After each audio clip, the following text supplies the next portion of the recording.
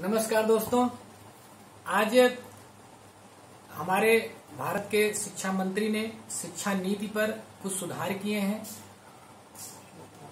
शिक्षा नीति है क्या, इस विषय पर हमारे बीच में डॉक्टर अरविंद पाल जी उपस्थित हैं।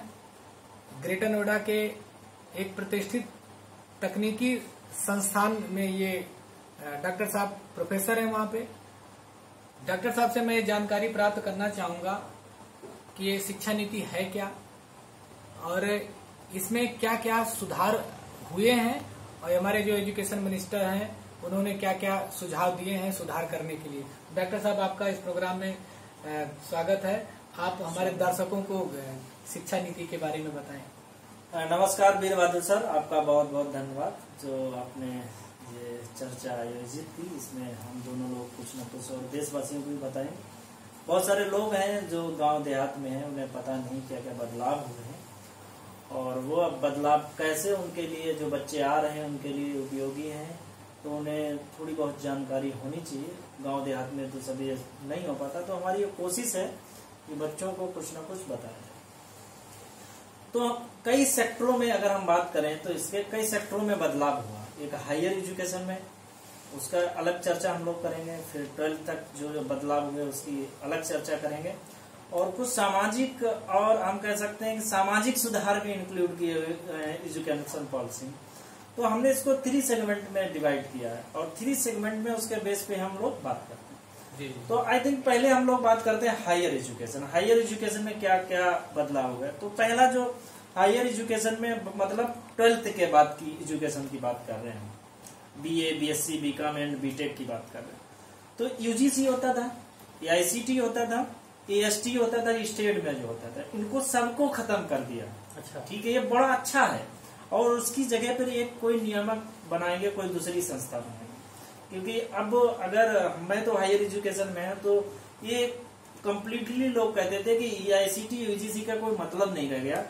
इतना ज्यादा कुछ करप्शन हुआ इन एजेंसियों में या लोगों की सुनवाई नहीं हुई, तो ये लोगों की धारणा बन गई थी कि इनको खत्म कर दिया जाना चाहिए और कोई दूसरी एजेंसी यहाँ पे लाना चाहिए। तो इसको बदलाव किया गया, गवर्नमेंट ने इम्प्लीमेंट किया और इसमें करीब करीब मेरी अंदाज से बहुत सारे सुझाव आए थे। आई थिंक 2 लाख के नियर अबाउट सुझाव आए थे जब ये पॉलिसी बन रही थी। तो उसके बाद 2 लाख सुझाव हुए और मोस्टली सुझावों को इम्प्लीमेंट किया। ठीक है, तो पहला है कि जो भी आईसीटी, यूजीसी, एएसटी इनको खत्म कर दिया जाएगा। इनकी जगह पे दोबारा कोई गवर्निंग बॉडी बनेगी, उसको इम्प्लीमेंट किया जाएगा। सेकेंड, अगर हायर एजुकेशन में जाएंगी, central university deemed to be university, state university, state private university, पहले के लिए सबके लिए अलग अलग नियम। अच्छा, अपने नियम, प्राइवेट में मर्जी हो उतने एडमिशन ले लेते थे, कोई नियम नहीं थे। अब सभी के लिए एक जैसे नियम होंगे, वो चाहे स्टेट यूनिवर्सिटी हो, स्टेट प्राइवेट हो, सेंट्रल यूनिवर्सिटी है। ये बड़ी अच्छी बात है। ठीक है,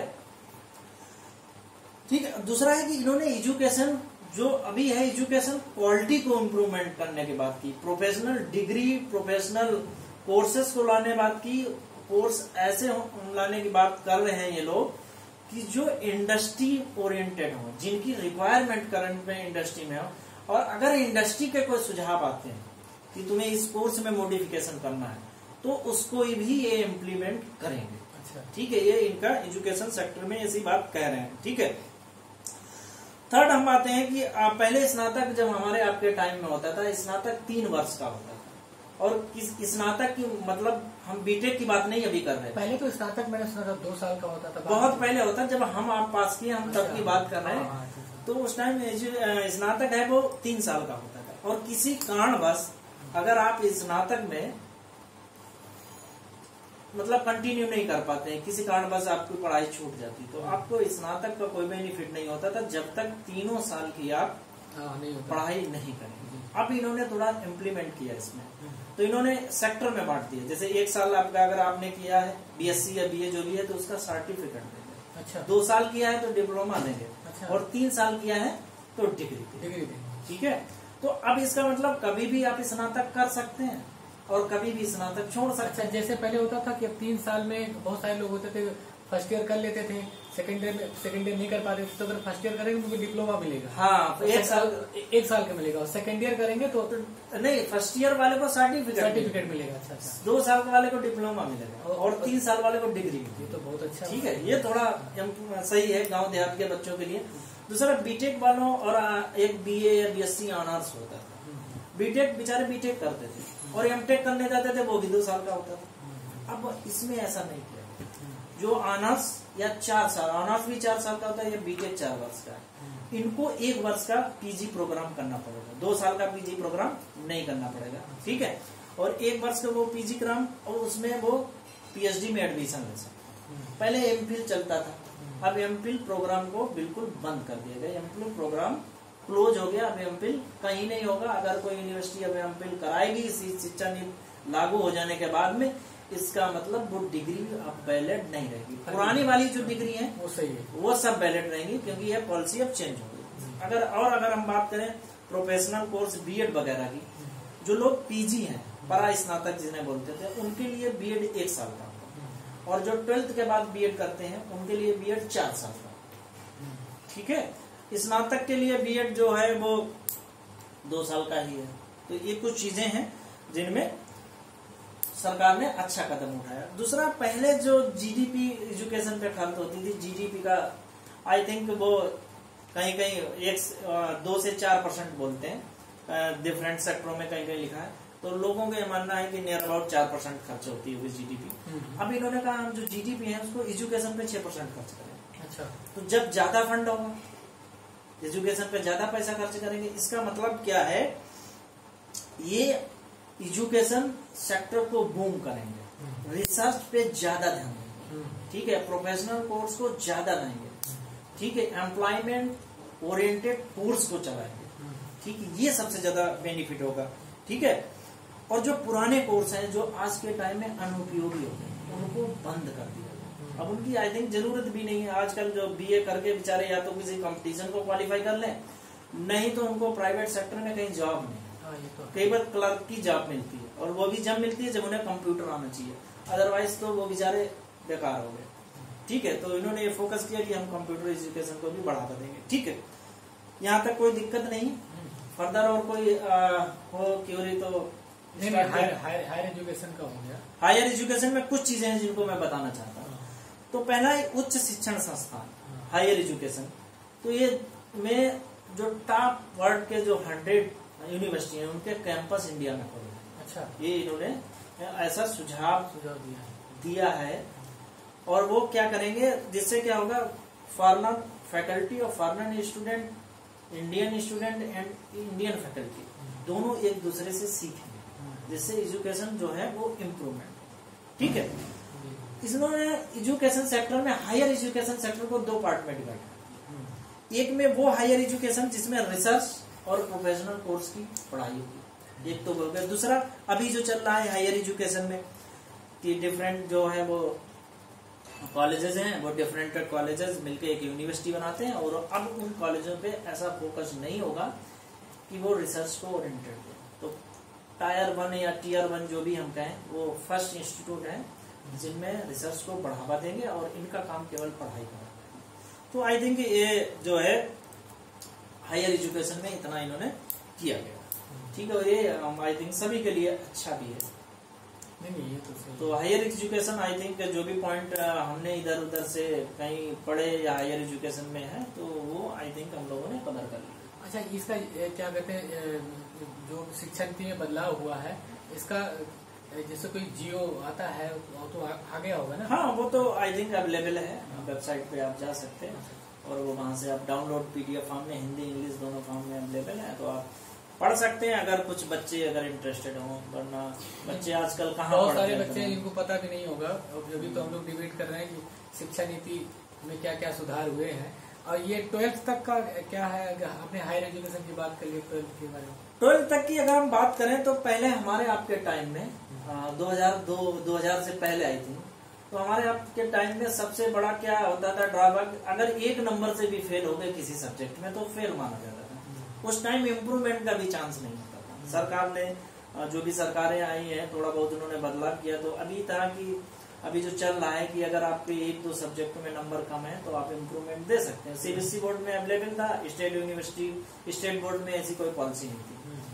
ठीक है, अब सरकार ने कहा है कि अगर आप 1-2 सब्जेक्ट में आपके नंबर कम है या फेल हो गए तो आपको 2 बार चांस देगी। आप अपने नंबर बढ़ा सकते हैं, ठीक है, या फेल है तो पास करने के चांस आपको देगी और आप फर्दर अगले क्लास में इम्प्रूवमेंट कर सकते हैं और ये भी कर सकते हैं, दोनों पैरेलल एक साथ सब कर सकते हैं। हमारे आपके टाइम में क्या होता है, एक तो ये है कि 10वीं और 12वीं दोनों बोर्ड होता था। अब ऐसा नहीं है, केवल 12वीं बोर्ड पे ज्यादा फोकस है कर रहे हैं कि 12वीं को बोर्ड किया जाए, फिर अभी देखेंगे बाकी और क्या होता है उसके बाद में। अभी तो यही है कि केवल 12वीं को जो है वो बोर्ड कंसीडर करेंगे और बाकी नहीं करेंगे, ठीक है। दूसरा है कि 10वीं 12वीं होने वाली बोर्ड परीक्षाएं में ये डिसाइड किया गया कि 24 से ज्यादा सब्जेक्ट नहीं, ठीक है। अब हमारे यहाँ पहले क्या होता था कि 9 या हाई स्कूल से साइंस साइड और आर्ट साइड होता था, अब ऐसा नहीं हुआ, ठीक है।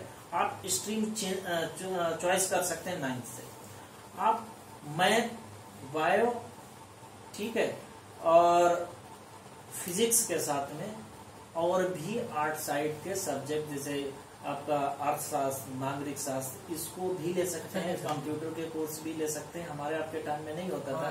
प्रोफेशनल कोर्स और भी ले सकते हैं, वो भी साथ में कर सकते हैं। कंप्यूटर का कोई कर या सीबीएसई में तो ऑप्शन थे कुछ, लेकिन अब जो है ऐसा कुछ नहीं रहेगा, ठीक है।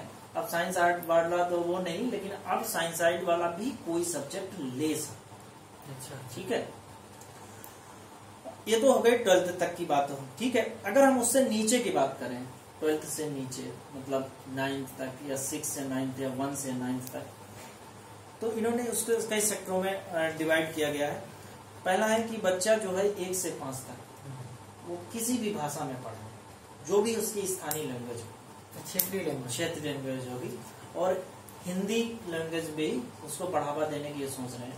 बट देखते हैं डिफरेंट स्टेट में तो हिंदी तो है नहीं हर जगह, तो इन्होंने एक डाल दिया है कि अपनी वो स्थानीय भाषा में भी पढ़ाई कर। स्थानीय भाषा में तो बड़ा रोमांचक हो जाएगा। अगर भोजपुरी में अगर केमिस्ट्री पढ़नी है, फिजिक्स पढ़ना है भोजपुरी में, अवधि में भी ऐसा हो, तो क्या कहते हैं रोजगार तो बढ़ेगा, जो ट्रांसलेट करने वाले भी लोग मिलेंगे, उनका भी रोजगार बढ़ेगा, लेकिन परेशानी भी तो बढ़ जाएगी बहुत ज्यादा। हाँ, थोड़ा बहुत तो कठिनाई आती है, लेकिन वो भी एक इंटरेस्टिंग है। लोग अपनी भाषा में चीजों को जल्दी से समझते हैं और पकड़ते हैं। भाषा का विस्तार भी होगा, भाषा का विस्तार होगा, और उनको अपना जैसे कोई बच्चा हिंदी मीडियम का उसको अच्छे से केमिस्ट्री फिजिक्स आती है, बट वो इंग्लिश नहीं बोल पाता है, तो वो फेल हो जाता है, अपने आप को महसूस करता है कि मैं फेल हो गया। तो बट अगर उसे रीजनल लैंग्वेज में उसे मिल रही है वो चीजें, तो उसके लिए अच्छा है। और अगर बच्चा इंटेलिजेंट है तो कोई दिक्कत नहीं, मीडियम हिंदी हो या इंग्लिश मीडियम, ठीक है। दूसरा, सरकार का ये मानना है कि बच्चे 2 से 8 साल की एज में ज्यादा सीखते, ठीक है। तो सरकार ये सोच रही है कि क्यों ना आंगनबाड़ी जो हमारे यहाँ है इनको और खोला जाए, ठीक है, और आंगनबाड़ी में ही प्रोफेशनल कोर्स जो भी कंप्यूटर या अदर कोर्स हैं इनको बढ़ावा दिया जाए, ठीक है। जो भी रोजगार परक कोर्स हैं उनको वहां पे इम्प्लीमेंट किया जाए और बच्चे उनको सीखें, जो उनकी फास्ट लर्निंग हो, फास्ट ग्रोइंग हो, इस चीजों को भी कंसीडर किया जाए, ठीक है। दूसरा, जो SC ST ये OBC समुदाय के लोग आते हैं, जो पिछड़े हैं, कुछ अति पिछड़े हैं, ठीक है, उनको क्या सरकार वित्तीय हेल्प देगी, वित्तीय सहायता देगी, ठीक है। ये बड़ा अच्छा है, अभी भी दे रही है। अब इसमें कितना देंगे ये देखना पड़ेगा जब इम्प्लीमेंट होगा। दूसरा, जो आपने देखा होगा कि कस्तूरबा विद्यालय है, कस्तूरबा गांधी विद्यालय है, अभी ये 10th तक, इनको सरकार कह रही है कि 12th तक बनाया जाए और इनको और मात्रा में खोला जाए, ठीक है, जिससे बच्चों को, क्योंकि कस्तूरबा में क्या होता है, बच्चे वहीं रहते हैं, वहीं सीखते हैं, खाना पीना सब वहीं रहता है, तो इनको ज्यादा से ज्यादा बढ़ावा दिया जाए, ठीक है। दूसरा ये कहें कि अभी भी एक पॉलिसी चल रही है कि अगर किसी के कोई सिंगल चाइल्ड है और अगर वो लड़की है, गर्ल्स है, तो उसके लिए सरकार अभी भी कुछ सहायता दे रही है, जिसमें ये है कि अगर उसकी इकलौती बेटी है तो सरकार उसको जो है वो ज्यादा सहायता दे। ठीक है। और वही है कि शिक्षा में तकनीकों को बढ़ावा देने के लिए ऐसा नहीं है कि केवल हमारे लिए, जो दिव्यांग लोग हैं उनको भी सरकार सोच रही है कि उनको भी तकनीकी शिक्षा दी जाए, जिससे वो अपने आप अपने पैरों पे खड़ा हो सके, वो किसी पे डिपेंडेंट ना हो। ठीक है। अब बात करते हैं कि इनमें एडमिशन कैसा होगा। जैसे अभी हमें लोग एडमिशन लेते हैं तो पता लगा लखनऊ का एडमिशन, उसका अलग फॉर्म डालो, फैजाबाद का अलग डालो, है कानपुर यूनिवर्सिटी का अलग डालो, रोहिलखंड यूनिवर्सिटी का अलग डालो, मेरठ यूनिवर्सिटी का अलग डालो। अब ऐसा नहीं चलेगा। अब एक एंट्रेंस एग्जाम, ठीक है, उसी के थ्रू आप जो भी स्टेट या सेंट्रल यूनिवर्सिटी है उनमें कहीं भी एडमिशन ले सकते हैं। अच्छा। जैसे अभी हायर एजुकेशन, हाँ हायर एजुकेशन की बात। जैसे अभी गेट का एग्जाम होता है, तो गेट एग्जाम में बच्चा चाहे IIT, अगर उसके नंबर आए IIT में जाए, NIT में जाए, स्टेट यूनिवर्सिटी में जाए, डीम्ड यूनिवर्सिटी जाए, या बच्चे पे उसके जैसे नंबर है उस पर डिपेंड करता है। ठीक है। तो ये भी सरकार। दूसरा है कि सरकार जो है जो धार्मिक और सामाजिक सुधार है ना, इनकी तरफ भी इस शिक्षा नीति में सरकार का मानना है कि मदरसे इनको भी इम्प्लीमेंट किया जाए। तो सरकार का ये मानना है कि शिक्षा सुधार में जो हिंदू डिफरेंट मठ हैं, आश्रम है, गुरुद्वारा है, ईसाई मिशनरी है, इस्लामिक ट्रस्ट है जो भी, या बौद्ध है या जैन है, ठीक है, इनको भी सम्मिलित किया जाए, जिससे आपस में जो डिफरेंट धार्मिक मतभेद हैं उनको भी दूर किया जाए। तो सरकार का ये मानना है।